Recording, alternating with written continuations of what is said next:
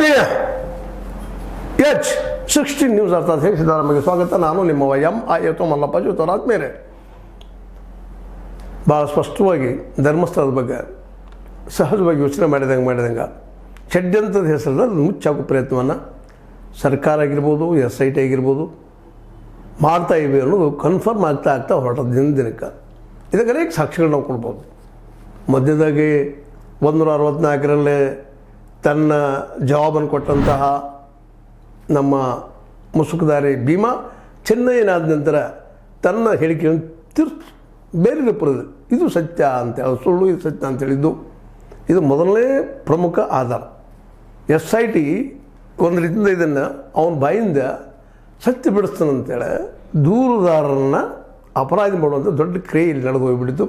ಅದರ ಜೊತೆಗೆ ಇದ್ರ ಹಿಂದಿದ್ದಂತಹ ಅಥವಾ ಇರಲಾರದಂತಹ ವ್ಯಕ್ತಿಗಳನ್ನು ಇಲ್ಲಿ ತೆಗೆದುಕೊಂಡು ಬಂದು ನಿರಂತರ ಹೋರಾಟ ಮಾಡುತ್ತಿರುವಂಥ ತಿಮ್ಮರೋಡಿ ಆಗಿರ್ಬೋದು, ಅವ್ರ ಜೊತೆಗೆ ನಮ್ಮ ಮಟ್ಟನವರಾಗಿರ್ಬೋದು, ಇನ್ನುಳಿದವರಾಗಿರ್ಬೋದು, 6 ಜನರನ್ನು ಟಾರ್ಗೆಟ್ ಮಾಡಿ ಅವ್ರ ವಿರುದ್ಧ ಎಬ್ಬಿಸಿ ನಿಲ್ಲಿಸುವಂಥ ಕೆಲಸವನ್ನು, ಕೇಸನ್ನು ಎಬ್ಬಿಸಿ ನಿಲ್ಲಿಸುವಂಥ ಕೆಲಸವನ್ನು SIT ಮಾಡಿದ್ದು. ಅದರ ಜೊತೆಗೆ ನಮ್ಮ AC ಅವರು, ಪುತ್ತೂರು AC ಅವರು ತಿಮ್ಮರೋಡಿ ಅವ್ರನ್ನ ಗಡಿಪಾರು ಮಾಡುವಂಥ ಕೆಲಸ ಮಾಡಿದ್ದು. ಇವೆಲ್ಲ ಏನು ತೋರಿಸ್ತದಪ್ಪ ಅಂತಂದ್ರೆ ಈ ಕೇಸನ್ನು ಅಥವಾ ಈ ಆರೋಪವನ್ನು ಅಥವಾ ಈ ಕಳೆದ 3 ದಶಕಗಳಿಂದ ನಡೀತಾ ಬಂದಂಥ ಹತ್ಯೆ, ಅತ್ಯಾಚಾರ, ಇನ್ನುಳಿದ ವಿಷಯಗಳನ್ನು ಧರ್ಮಸ್ಥಳದಲ್ಲಿ ಮುಚ್ಚಾಕಬೇಕು, ಪೂರ್ವವಾಗಿ ಹೋಗದಾಕಬೇಕು ಅನ್ನೋಂಥ ಕೆಲಸವನ್ನು ಮಾಡೋದಂತೇಳಿ ಇವತ್ತು ತಿಮ್ಮರೋಡಿ ಅವರು, ಮಟ್ಟನವರವರು, ರವಿ ಪ್ರಸನ್ನ ಅವರು, ನಮ್ಮ T ಜಯಂತ್ ಅವರು ಎಲ್ಲ ಇನ್ನುಳಿದವರು ಪ್ರತಿ ಆರೋಪ ಮಾಡ್ತಾ ಇದ್ದಾರೆ. ಇದರಲ್ಲಿ ಸತ್ಯ ಇದೆ ಅಂತ ಅನಿಸ್ಲಿಕ್ಕಂತಂದ್ರೆ, ಯಾಕಂತಂದರೆ ಯಾರ ಮೇಲೆ ಆರೋಪ ಆಗಿತ್ತು ಅವ್ರು ಇಲ್ಲಿವರೆಗೂ ಒಮ್ಮೆಯೂ ಕರೆದು ಎನ್ಕ್ವೈರಿ ಮಾಡಿಲ್ಲ.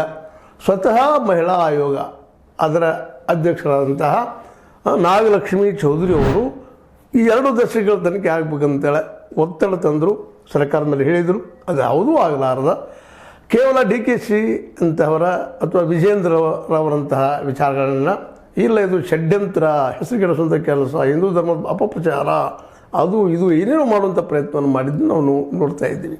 ಸ್ವತಂತ್ರವಾದ ಮೀಡಿಯಾಗೆ ಬೇಕಾಗಿರುವುದು ಸ್ವತಂತ್ರ ಧ್ವನಿ. ಆ ಸ್ವತಂತ್ರ ಧ್ವನಿ ಉಳಿಸಲು ನೀವು ಮಾಡಬೇಕಾದದ್ದು ಇಷ್ಟೇ. ಅದೇನಪ್ಪಾ ಅಂತಂತಂದ್ರೆ ನಿಮ್ಮ ಕೈಲಾದಷ್ಟು ಸಹಾಯ ಈ ಚಾನಲ್ಗೆ ಮಾಡಿ ಹಾಗೂ ನಿಮ್ಮ ಧ್ವನಿಯನ್ನು ಕಾಪಾಡಿಕೊಳ್ಳಿ.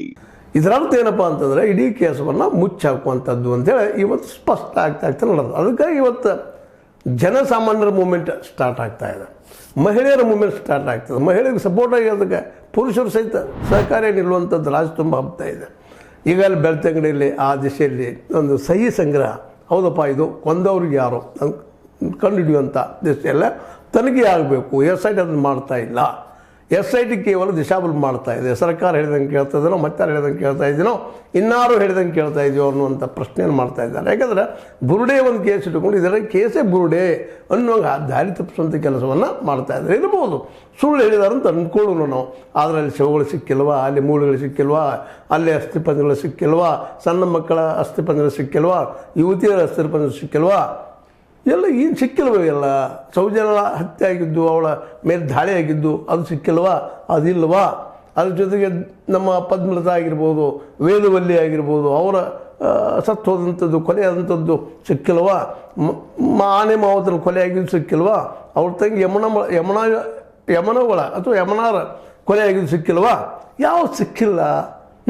ಇವೆಲ್ಲನೂ ಮುಚ್ಚಿ ಹಾಕುವಂಥ ಕೆಲಸವನ್ನು ಈ SIT ಮತ್ತು DKC ಪ್ರಣೀತ ಸರ್ಕಾರ ಇದರಲ್ಲಿ ಸಿದ್ದರಾಮಯ್ಯ ಹಸ್ತದನೋ ಇಲ್ವೋ, ಆದರೂ ಈ ಒಂದು ತನಿಖೆ ಮಾಡೋದಕ್ಕೆ ಆಶ್ರಯ ನೀಡುವಂಥದ್ದು ನಾವು ಮರೀಲಿಕ್ಕೆ ಆಗೋದಿಲ್ಲ. ಇದಕ್ಕೆ ಮುಖ್ಯ ಕಾರಣ ಚೆನ್ನೈನ ಪೂರ್ವ ಹೆಸರಾದಂಥ ಭೀಮಾ ಅಥವಾ ಈ ಮುಸುಕುದಾರಿಯ ಪ್ರಯತ್ನ, 144 ವಕೀಲರ ಪ್ರಯತ್ನ, ನಂತರದಲ್ಲಿ ಇದರೆಲ್ಲ ಒತ್ತಡದಿಂದ, ನ್ಯಾಯಾಲಯದ ಒತ್ತಡದಿಂದ ಸರ್ಕಾರ, ಅದು ಸಿದ್ದರಾಮಯ್ಯ ಸರ್ಕಾರ ತನಿಖೆಗೆ ಒಪ್ಪಿಸಿದ್ದು. ಅದರಲ್ಲಿ 2 ದಶಕಗಳ ತನಿಖೆಯನ್ನು ಮಾಡಬೇಕಂತ ಹೇಳಿದ್ರು ಸಹ ಕೇವಲ SIT ಇದನ್ನು ಮಾಡಿದ್ದೇನಪ್ಪ ಅಂತಂದ್ರೆ ಚೆನ್ನಯ್ಯನಾಗಿ ಮಾಡಿ ಅವನಿಂದ ಮತ್ತೊಂದು ಹೇಳಿಕೆಯನ್ನು ಪಡ್ಕೊಂಡು ಇಡೀ ಕೇಸನ್ನು ತಿರುವುಮುರು ಮಾಡುವಂಥ ಕೆಲಸವನ್ನು ಮಾಡಿದ್ದು ಈಗ ನಡೆದಂಥ ವಾಸ್ತವದ ಘಟನೆಗಳು. ಇನ್ನು ಅದರಲ್ಲಿ ಏನದ ಎಂತ ಇನ್ನೂ ಚರ್ಚೆ ನಡೀತಾನೆ ಇದೆ.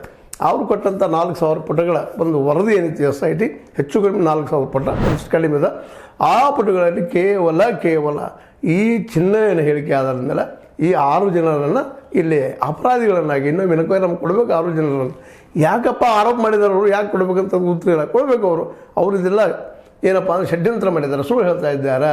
ಸುಳ್ಳು ಹೇಳ್ತಾ ಇದ್ದಾರೆ ಅನ್ನೋದಕ್ಕೆ ಏನು ಸಾಕ್ಷಿ ಏನಾದಾರ ಅವ್ರು ಕೇಳಿದ್ದೇನಪ್ಪ ಅಂತಂದ್ರೆ ಇದೆಲ್ಲ ಘಟನೆಗಳನ್ನ ತನಿಖೆ ಮಾಡಿ ಇದು ಹಿಂದಿದ್ದವ್ರು ಯಾರು, ಕೊಲೆಗಾರರು ಯಾರು, ಹಾಗಂತೇಳಿ ಅವ್ರು ಇವರಂತ ಹೇಳ್ತಾ ಇಲ್ಲ. ಬಟ್ ಇವ್ರ ಮೇಲೆ ಸಂಶಯ ಅದ ನಮಗೆ. ಈ ದೊಡ್ಡ ಇಂಥ ಒಂದು ಕೇಸ್ಗಳನ್ನು ಮುಚ್ಚಾಕುವಂಥ ಶಕ್ತಿ ಏನಾದರೂ ಇದ್ದರೆ ಆ ಒಂದು ವ್ಯಕ್ತಿಗೆ, ಅದು ಧರ್ಮಾಧಿಕಾರಿಗೆ ಅನ್ನೋದನ್ನು ಸ್ಪಷ್ಟವಾಗಿ ಹೇಳೋದ್ರಿಂದಾಗೆ ಇವತ್ತು ಈ ಎಲ್ಲ ಹಿನ್ನೆಲೆಯಲ್ಲಿ ಏನಪ್ಪ ಅಂತಂದ್ರೆ ಧರ್ಮಸ್ಥಳ ಇವತ್ತು ಗೊಂದಲದ ಗೂಡ ಮಾಡುವಲ್ಲ SIT ಪ್ರಮುಖ ಪಾತ್ರ ವಹಿಸ್ತಾ ಇದೆ. ಅದ್ರ ಜೊತೆಗೆ ಸರ್ಕಾರದ ಕೆಲವು ವ್ಯಕ್ತಿಗಳು ಮತ್ತು ಇನ್ನೂ ಇಲ್ಲಿವರೆಗೆ ಒಂದಿಷ್ಟು ಹೋಪ್ಸ್ ಅಂತೀವಲ್ಲ, ಆಸೆ ನಮ್ಮ ಪ್ರಣವ್ ಮೋಹಂತಿ ಅವ್ರ ಮೇಲಿತ್ತು. ಇತ್ತೀಚಿನಿಂದಲೇ ಅವ್ರಿಗೂ ಸಾಧ್ಯ ಇಲ್ಲೇನೋ, ಯಾಕಂದರೆ ಅದ್ರ ಮೇಲೆ ಒಂದು ಧಾರ್ಮಿಕ ಪ್ರೆಷರ, ಅವ್ರ ಮೇಲೆ ಒಂದು ರಾಜಕೀಯ ಪ್ರೆಷರ, ಅದ್ರ ಮೇಲೆ ಒಂದು ಸರ್ಕಾರದ ಪ್ರೆಷರ, ಇವುಗಳೆಲ್ಲ ಹೊತ್ತುಕೊಂಡು ಸತ್ಯ ಹೇಳಂದ್ರೆ ಹೆಂಗೆ ಹೇಳಕ್ಕೆ ಸಾಧ್ಯದ, ಯಾವುದೋ ಅಧಿಕಾರಿಗೂ ಸಾಧ್ಯ ಇಲ್ಲ ಅದು.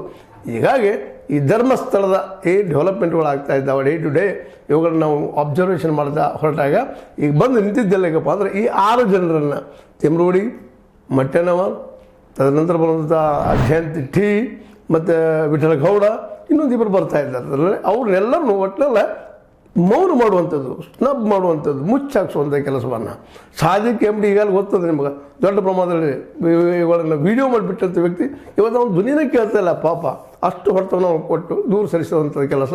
ಈಗ ಇವರಿಗೂ ಅದೇ ರೀತಿ ಬೆನ್ನು ಹತ್ತಿದ್ದಾರೆ. ಆದರೆ ತಿಮ್ರೋಡಿಯವರು ಮತ್ತು ಮಠ್ಯನವರಾಗಿರ್ಬೋದು, ಅದಕ್ಕಿಂತ ಹೆಚ್ಚಿಗೆ ಸೋಮನಾಥ್ ನಾಯಕರವರಾಗಿರ್ಬೋದು, ಇವುಗಳನ್ನು ಬಿಟ್ಟು ಓಡಿ ಹೋಗುವಂಥವ್ರು ಅಲ್ಲ ಅನ್ನೋದು ಇತ್ತೀಚೆಗೆ ಕನ್ಫರ್ಮ್ ಆಗೋ ಜೊತೆಗೆ ಇತ್ತೀಚೆಗೆ ಏನಾಗ್ತಾ ಇದೆಯಪ್ಪ ಅಂದ್ರೆ ಜನಸಾಮಾನ್ಯರನ್ನು, ಅದನ್ನು ಮಹಿಳೆಯರನ್ನು ಎದ್ದು ನಿಲ್ಲುವಂಥ ಸಾಹಸ ಮಾಡ್ತಾ ಇದ್ದಾರೆ. ಹೀಗಾಗಿ ಧರ್ಮಸ್ಥಳದಂಥ ಕೊಲೆ ಅದರ ಕಾಲಕ್ಕೆ ಏನಪ್ಪ ಅಂತಂದ್ರೆ ಅನಾಥಗಳ ಹುಗಿತ, ಇವೆಲ್ಲ 108 ಆರೋಪಗಳಿದ್ದಾವೆ, ಅತ್ಯಾಚಾರಗಳು. ಇವುಗಳಿಗೊಂದು ತಾರ್ಕಿಕ ಅಂತ್ಯ ಬಂದು ನಿಲ್ಲುವ ಎಲ್ಲ ಸಾಧ್ಯಗಳು ಬಂದು ಕಾಣ್ತಾ ಇದ್ದಾವೆ. ಸರ್ಕಾರ ಇವಾಗ ಮುಚ್ಚಾಕ್ತಿರ್ಬೋದು, ಮುಚ್ಚಾಕ್ಲಿಕ್ಕೆ ಪ್ರಯತ್ನ ಮಾಡ್ತಾ ಇರ್ಬೋದು. SIT ಪೂರ್ಣ ಸತ್ಯವನ್ನು ಹೇಳುವಲ್ಲೇ ಎಡುತ್ತಾ ಅನ್ನೋಕ್ಕಿಂತಲೂ ಅದನ್ನು ಮರೆಮಾಸ್ತಾ ಇರ್ಬೋದು. ಯಾವುದೇ ಕೆಲಸ ಆದರೂ ಸಹಿತ ಇವತ್ತಿನ ಮಟ್ಟಿಗೆ ಅದು ಸುಲಭವಾಗಿ ಮುಚ್ಚುವಂಥ ಸಾಧ್ಯತೆಗಳು ಕಡಿಮೆ ಆಗ್ತಾ ಇದ್ದಾವೆ ಅಂತೇಳಿ ಒಂದಿಷ್ಟು ಸತ್ಯದ ಮೇಲೆ ವಿಶ್ವಾಸದಂಥ, ಪ್ರಾಮಾಣಿಕದ ಮೇಲೆ ವಿಶ್ವಾಸದ ಜನ ಇನ್ನೂ ನಂಬ್ತಾ ಇದ್ದಾರೆ. ಅದಕ್ಕೆ ಸಾಕ್ಷಿನೇ ಇವತ್ತು ಜನ ಎದ್ದು ನಿಲ್ತಾ ಇರೋದು. ಯಾಕಂದರೆ ಜನ ಎದ್ದಾಗ ನಾವು ಅದಕ್ಕೆ ಏನೂ ಮಾಡಲಿಕ್ಕೆ ಸಾಧ್ಯ ಇಲ್ಲ. ಜನ ಒಂದು ಮೂಮೆಂಟ್ ಹಿಡಿದಾಗ ನೀವು ಅದನ್ನು ತಡೀಲಿಕ್ಕೂ ಸಾಧ್ಯ ಇಲ್ಲ.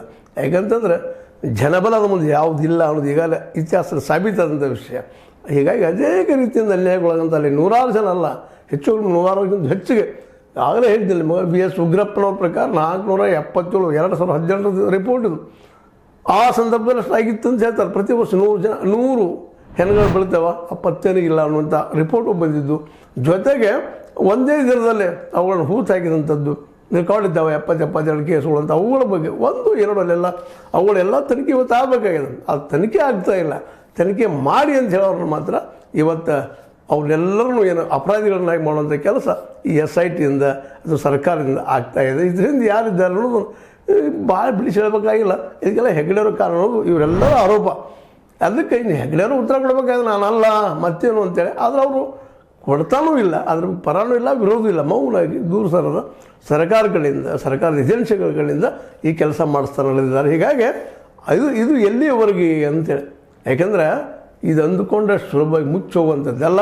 ಮತ್ತು ಯಾಕಂತಂದ್ರೆ ಈಗಾಗಲೇ ಕಾನೂನು ಪ್ರಕಾರ ಸೋಮನಾಥ್ ನಾಯಕರು ಮತ್ತು ಜೊತೆಗೆ ಅವ್ರ ನಾಗರಿಕ ಒಂದು ಸೇವಾ ಸಂಸ್ಥೆ ಇದೆ, ಆ ಹೋರಾಟದಂತೆ ಖಚಿತವಾಗಿ ಹೆಗ್ಗಡೆ ಅವರನ್ನು ಈ ಒಂದು ಅಪಹರಣ ಆಗಿರ್ಬೋದು, ಒಂದು ಭೂಮಿಗಳನ್ನು ಏನಪ್ಪ ಎತ್ತಿ ಮುಳುಗಿಸ್ಕೊಂಡಿದ್ದಾಗಿರ್ಬೋದು, ಅನೇಕ ಬಡ ರೈತರ ಭೂಮಿಯನ್ನು ಕಸಿದುಕೊಂಡಿದ್ದಾಗಿರ್ಬೋದು, ಅಥವಾ ಮತ್ತೇನೋ ದಲಿತರಿಗೆ ಸಿಗಬೇಕಾದ ಅಲ್ಲಿ ಜಾಗಗಳನ್ನು ಕೊಡಿಸ್ದೇ ಹೋಗಿದ್ದಾಗಿರ್ಬೋದು, ಇವೆಲ್ಲನೂ ವಿಶೇಷವಾಗಿ ಇವತ್ತು ಹೆಗ್ಗಡೆಯವ್ರ ಮುಂದೆ ಬಂದು ನಿಲ್ಲೋದ್ರಲ್ಲಿ ಸಂಶಯನೇ ಇಲ್ಲ.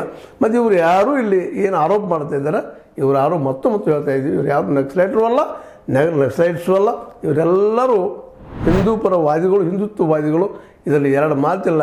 ಏನು BJP ಹೇಳ್ತದಲ್ಲ ಹಿಂದುತ್ವವಾದಿ ಪಕ್ಷ ಅಂತೇಳಿ, ಅವ್ರಿಗಿಂತಲೂ ಕಠೋರವಾದ ಹಿಂದುತ್ವವಾದಿಗಳು ತಿಮ್ರೋಡಿ, ಮಟ್ಟೆನವರ್ ಅವ್ರ ಜೊತೆಗೆ ಅವ್ರು ಇದ್ದಾರೆ ಅನ್ನೋದನ್ನು ಈ ಮಾತು ನೆನಪಿಸ್ತಾ ಒಟ್ಟಿನಲ್ಲಿ ಹೇಳುವಂಥದ್ದೇನು, ಇದು ಎಷ್ಟು ನೀವು ಮುಚ್ಚಿಕೊಳ್ಳಬೇಕು, ಅದು ಮುಚ್ಚಾಕಬೇಕು ಪ್ರಯತ್ನ ಮಾಡ್ತಾ ಇದ್ದೀರೋ ಅದು ತೆರೆದುಕೊಳ್ತಾ ಹೋಗ್ತಾ ಇದೆ ಅನ್ನೋದು ಮಾತ್ರ ಅಷ್ಟ ಸತ್ಯ ಅಂತ.